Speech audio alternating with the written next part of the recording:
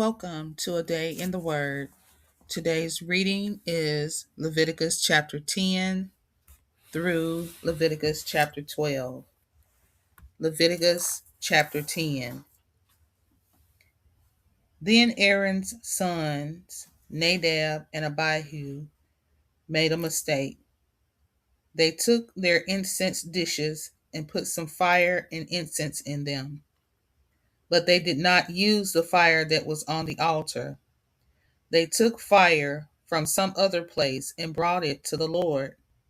This was not what he had commanded. So fire came from the Lord and destroyed Nadab and Abihu, and they died there in front of the Lord. Then Moses said to Aaron, "The Lord says, the priest who came near me must respect me. I must be holy to them and to all the people." So Aaron did not say anything about his sons dying.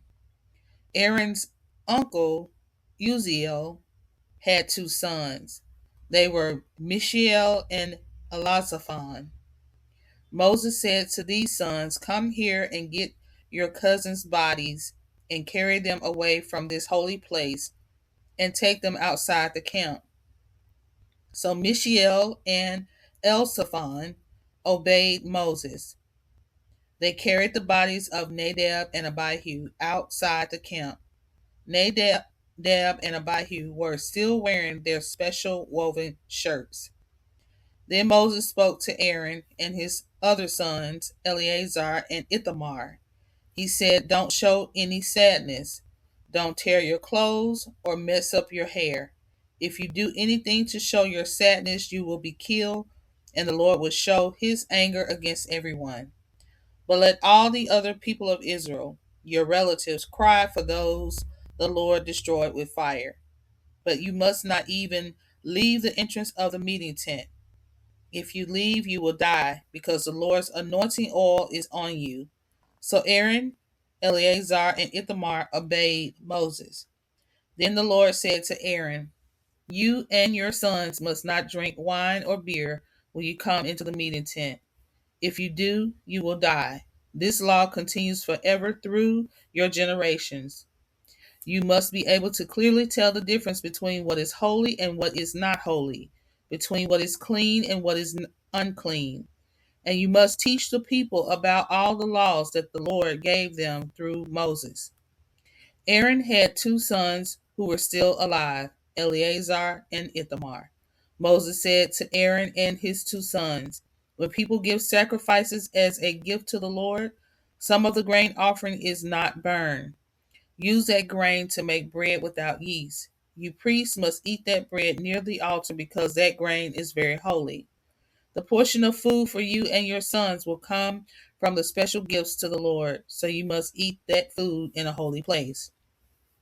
You, your sons, and your daughters may all eat the breast and thigh that were lifted up before the Lord as an offering, but you must eat these in a place that is clean because they come from the fellowship offerings. They are your share of those offerings that the Israelites give to God. The people must bring the gifts of fat from their animals as part of the sacrifice. They must also bring the thigh of the fellowship offering and the breast that is lifted up to show it is offered in front of the Lord. Then it will be your share of the offering. It will belong to you and your children. That part of the sacrifices will be your share forever, just as the Lord said." Moses looked for the goat of the sin offering, but it was already burned up. Moses became very angry with Aaron's other sons, Eleazar and Ithamar. Moses said, "Why did you not eat the sin offering in the holy area? That meat is very holy. God gave it to you to carry away the guilt of the people, to make the people pure before the Lord. That goat's blood was not brought into the holy place, so you should have eaten the meat in the holy area just as I commanded." But Aaron said to Moses, "Look, today they brought their sin offering and burnt offering before the Lord. But you know what happened to me today. Do you think the Lord would be happy if I ate the sin offering today?" When Moses heard this, he agreed. Leviticus chapter 11. The Lord said to Moses and Aaron, "Tell the Israelites, these are the animals you can eat. If an animal has hooves that are split into two parts, and if that animal also chews the cud, then you may eat the meat from that animal. Some animals chew the cud, but they don't have split hooves. Don't eat these animals.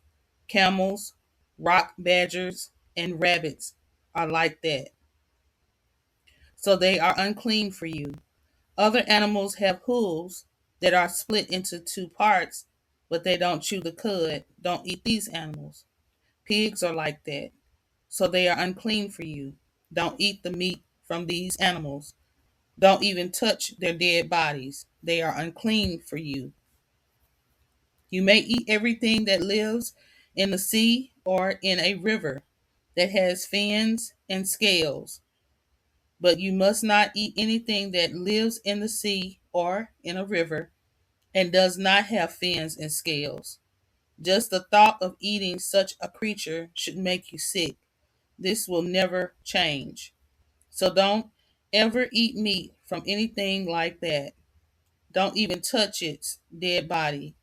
It is a sickening thought for you to touch anything that lives in the water and does not have fins and scales. You must also treat some birds as things that are wrong to eat. Stay away from them. It is a sickening thought for you to eat any of these birds: eagles, vultures, buzzards, kites, all kinds of falcons, all kinds of blackbirds, ostriches, nighthawks, seagulls, all kinds of hawks, owls, cormorants, great owls, water hens, pelicans, carrion vultures, storks of all kinds of herons, hoopoes, and bats. Don't eat insects that have wings and crawl. Even the thought of eating them should make you sick. But you may eat insects if they have legs with joints above their feet so that they can jump. You may also eat all kinds of locusts, all kinds of winged locusts, all kinds of crickets, and all kinds of grasshoppers. But stay away from all the other insects that have wings and crawl. They will make you unclean. If you touch the dead bodies of these insects, you will become unclean until evening. If you pick up one of these dead insects, you must wash your clothes. You will be unclean until evening. Some animals have split hooves, but the hooves don't make exactly two parts. Some animals don't chew the cud. Some animals don't have hooves. They walk on their paws. All these animals are unclean for you. If you touch them, you will become unclean until evening. If you pick up the dead bodies of these unclean animals, you must wash your clothes. You will be unclean until evening. These animals are unclean for you. These small animals are unclean for you: moles, mice, all kinds of great lizards, geckos, crocodiles, lizards, sand reptiles, and chameleons. Whoever touches their dead bodies will be unclean until evening. If any of these unclean animals dies and falls on something, that thing will become unclean. It might be something made from wood, cloth, leather, or sackcloth. Whatever it is or is used for, it must be washed with water. It will be unclean until evening. Then it will become clean again. If any of these unclean animals dies and falls into a clay dish, anything in the dish will become unclean, and you must break the dish. If water from the unclean clay dish touches any food, that food will become unclean. Any drink in the unclean dish will become unclean. If any part of a dead, unclean animal falls on something, that thing is unclean. It may be a clay oven or a clay baking pan. It must be broken into pieces. These things will remain unclean. They will always be unclean for you. A spring or a well that collects water will remain unclean, but anyone who touches the dead bodies of any unclean animal in that water will become unclean. If any part of a dead, unclean animal falls on seed, that is to be planted, that seed is still clean. But if you put water on some seed, and if any part of a dead, unclean animal falls on those seeds, they are unclean for you. Also, if an animal which you use for food dies, whoever touches its dead body will be unclean until evening. If you eat meat from this animal's body, you must wash your clothes. You will be unclean until evening. If you pick up the dead body of the animal, you must wash your clothes. You will be unclean until evening. You must treat all the crawling animals that live on the dirt as disgusting things that you must not eat. You must not eat any of the reptiles that crawl on their bellies, or that walk on all 4 feet, or that have many feet. Don't eat these animals. Don't let them make you filthy. You must not become unclean, because I am the Lord your God. I am holy, so you should keep yourselves holy. Don't make yourselves unclean with these crawling things. I, the Lord, brought you out of Egypt so that you could be my special people and I could be your God. I am holy, so you must be holy too. These are the rules about all the tame animals, birds, all the animals in the sea, and all the animals that crawl on the ground. These rules will help the people know which animals are unclean and which animals they are allowed to eat and which ones they cannot. Leviticus chapter 12. The Lord said to Moses, "Tell the Israelites, when a woman gives birth, she will be unclean, just as she is during her monthly time of bleeding. If the baby is a boy, the mother will be unclean for 7 days. The baby boy must be circumcised on the 8th day. Because of the blood from childbirth, another 33 days must pass before she can touch anything that is holy.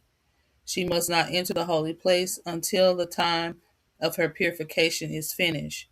But if she gives birth to a girl, the mother will be unclean for 14 days, just as she is during her monthly time of bleeding. Because of the blood from childbirth, another 66 days must pass before she becomes clean. After the time of her purification is finished, the new mother of a baby girl or boy must bring special sacrifices to the meeting tent. She must give her sacrifices to the priest at the entrance of the meeting tent. She must bring a 1-year-old lamb for a burnt offering and a dove or a young pigeon for a sin offering. If the woman cannot afford a lamb, she may bring 2 doves or 2 young pigeons. One bird will be for a burnt offering and one for a sin offering. The priest will offer them before the Lord. In this way, the priest will make her pure, and she will be clean from the blood of childbirth. These are the rules for a woman who gives birth to a baby boy or a baby girl. Thank you for joining A Day in the Word Bible in a Year series. Please comment, like, and don't forget to turn on that notification bell. Until next time, Shalom.